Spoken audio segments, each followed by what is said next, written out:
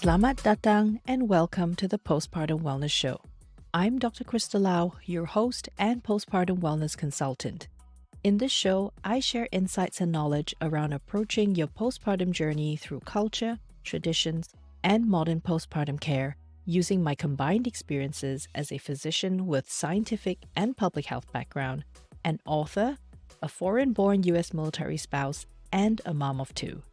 Join me in this exploration of motherhood, wellness, and heritage where you will learn how to thrive in your postpartum journey and beyond. A quick disclaimer before we start today's episode. The content of Dr. Krista Lau's Postpartum Wellness Show does not replace medical advice from your health providers. Listening to this show does not establish a patient-doctor or client-provider relationship between you and Dr. Krista Lau. Please see your health provider for any medical concerns or contact your local emergency line for any urgent matters. Hey everybody, this is part 3 of the mini-series on the confinement practice on the Postpartum Wellness Show. And today I am going to be talking about making the case for a modern confinement. Why should we adapt a traditional and cultural practice to the modern lifestyle?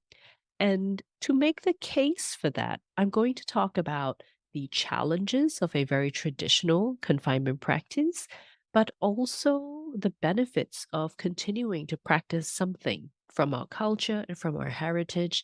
And then I'm going to read a little excerpt from my book, Postpartum 30, where I've also made these discussions in there. So if you do want to read more in depth, you can always go grab my book from Amazon, Barnes and Noble, or any other online retailer out there. The link will be in the show notes. First, I want to share my story about why I decided to write this book. Why did I choose to approach the postpartum confinement practice in a more modern sense instead of sticking to something completely traditional and to follow it strictly? So, my very first confinement experience is after having my first child. We were in Alabama at the time in the United States, deep South Alabama, because that's where we were stationed for my husband's work.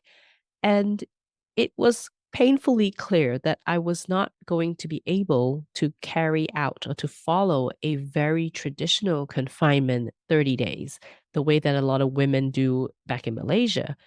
Why? I was alone. I didn't have my family there. I didn't have my friends there.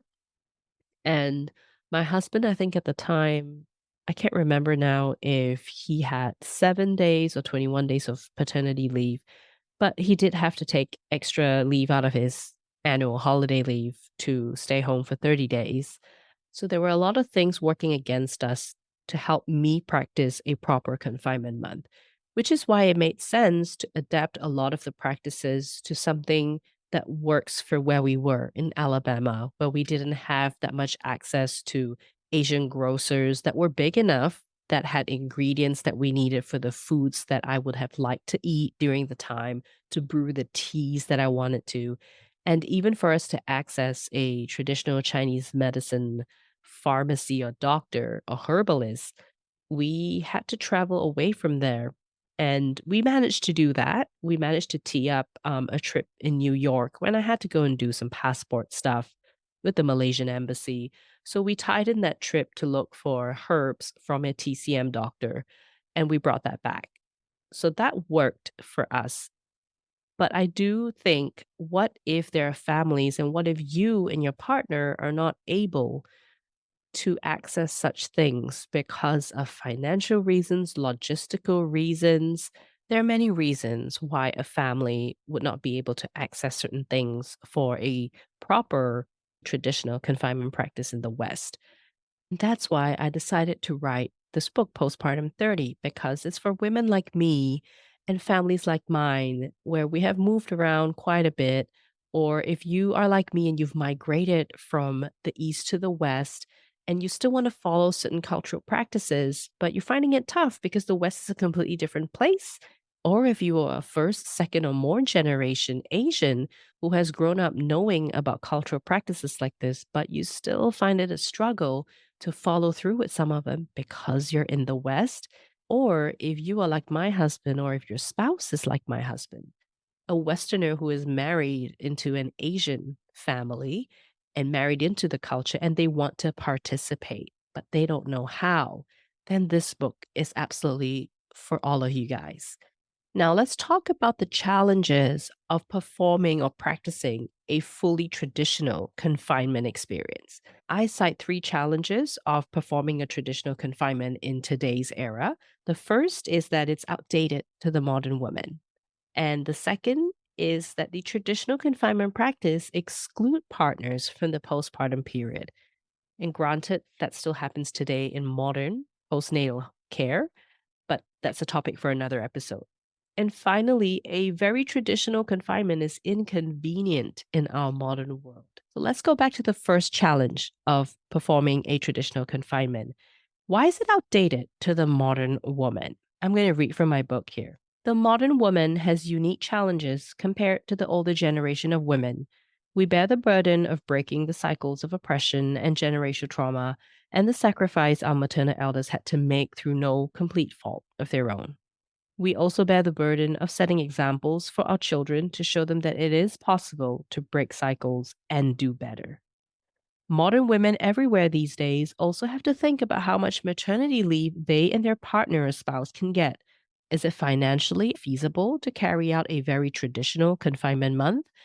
Can modern moms and modern women get the physical support to do it, especially for those of you like me who have migrated overseas and we don't always have a community that we managed to build where we are, especially for myself, because I move around a lot following my husband's work.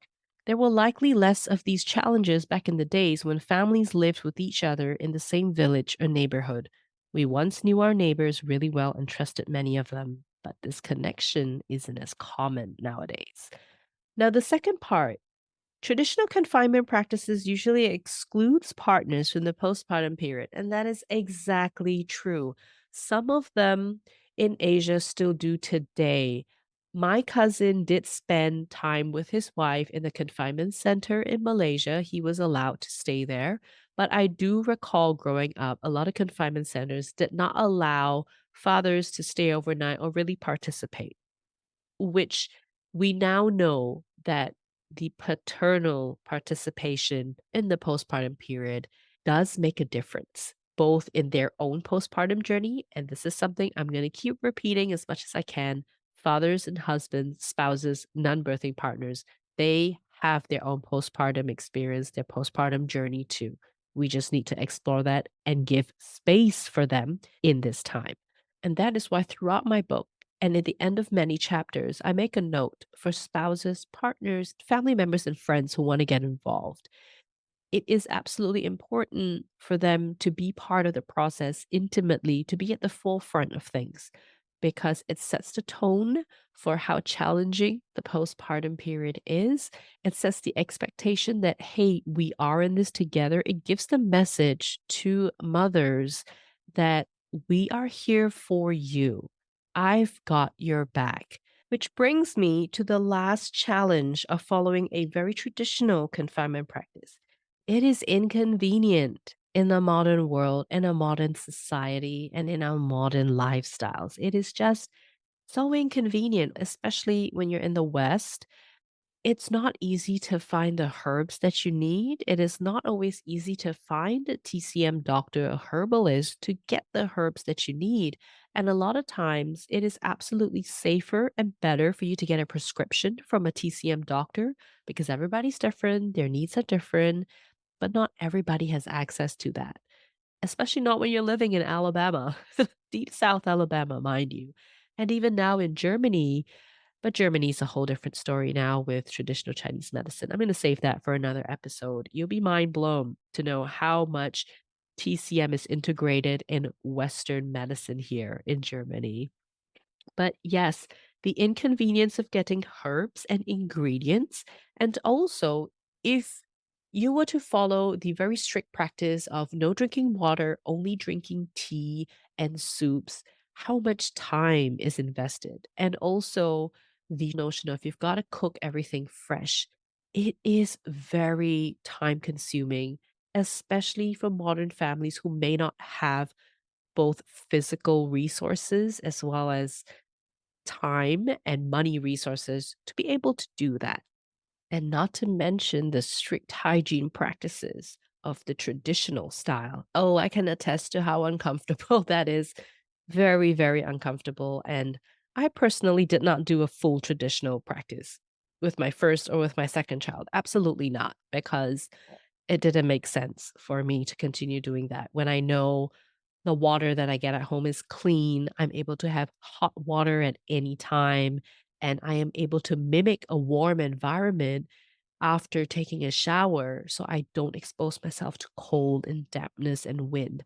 But yet, for those of us and for those of you who want to follow the very traditional style of confinement, there are also some benefits to it. And it's mostly related to feeling of fulfillment and honoring your elders. So there are 3 points that I cover under benefits of a traditional confinement.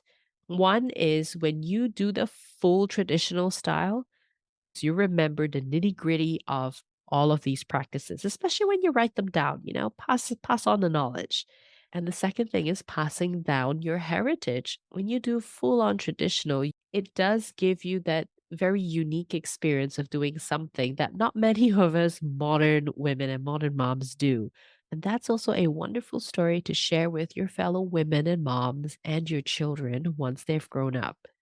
The next thing is we get to honor our elders when we follow something that they have done to the T in their time. We get to appreciate what they've gone through. We get to appreciate the struggles of recovery after childbirth. And it really actually tells us that as challenging pregnancy and childbirth is, postpartum recovery is no joke. It's not just a walk in the park where all right, you're done now, you be fine. There is a whole process to it. And a big part of it is also in preserving a mother's health, preserving your health once you get older down the road. Continuing to practice confinement offers us a chance to reconnect with our elders when we're planning for the postpartum recovery month. And that's why it's also important to do postpartum planning.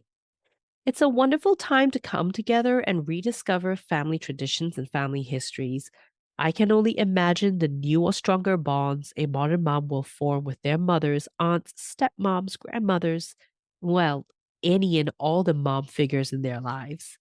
I'd imagine not many elders openly share their stories of triumph and failures when they first become a mother. I cannot think of a better way to honor our matriarch elders than to hold space for them and remind them that they're not invisible. This is also a perfect opportunity to have open conversations about what you, the modern mom, needs. It's such tender conversation, so I like to think our elders will be more empathetic to the new challenges the modern world brings to new moms and their families. So, looking at the challenges of a traditional confinement, but also the benefits of doing one, this is why I really, really feel there's a need to bridge that and have something that matches both.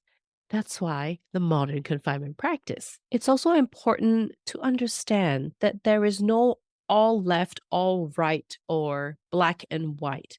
There are many, many shades of color, many experiences in between, many family types in between. And it's also important to understand that when something is related to traditions and culture and heritage, we can still find a middle ground that works with our modern lives. Our elders and the previous generation, they have survived before when new technology came about, when world wars changed the course of things everywhere. And so modernity is no different. And it's even more important now with how much easier it is to migrate or to experience life in another country as an expat, that there is a way for us to carry our culture and heritage with us to a new place and to adapt that respectfully to where we're living. That is one of the core things in my book is to pay homage to the traditional confinement, the 坐月子, but also pay homage to the modern mom and the woman and modern families.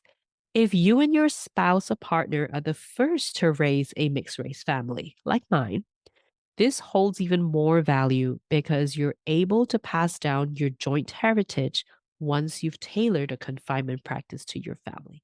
And that's why it's also important to hold space for a modern confinement practice. I hope you've enjoyed today's episode on making the case for a modern confinement based on exploring the challenges of doing a very traditional one and also the benefits of that. So we're finding a nice in between that especially works for you as the modern mom, the modern woman, and your modern family. Now, the next episode, I'm going to introduce you to my modern confinement method, how to personalize one. There's a little table in my book that I'll be sharing, so make sure to subscribe and follow me so that you'll get the episode drop as soon as it happens. And the final part of this mini series, I'm going to talk about celebrations that you can do after your confinement. That's the fun part. We're going to talk about the full moon celebration, the 100-day celebration, mostly related to babies. But in my book, I talk about how we can add mom into those celebrations. So till then, thank you for listening, and I'll see you next week. And that's it for today's episode. Thank you and terima kasih for tuning in. Please leave a review on your favorite podcast platforms, or if you're watching this on YouTube, please leave a comment below the video. I appreciate you in helping me improve this show, and I will see you in the next episode.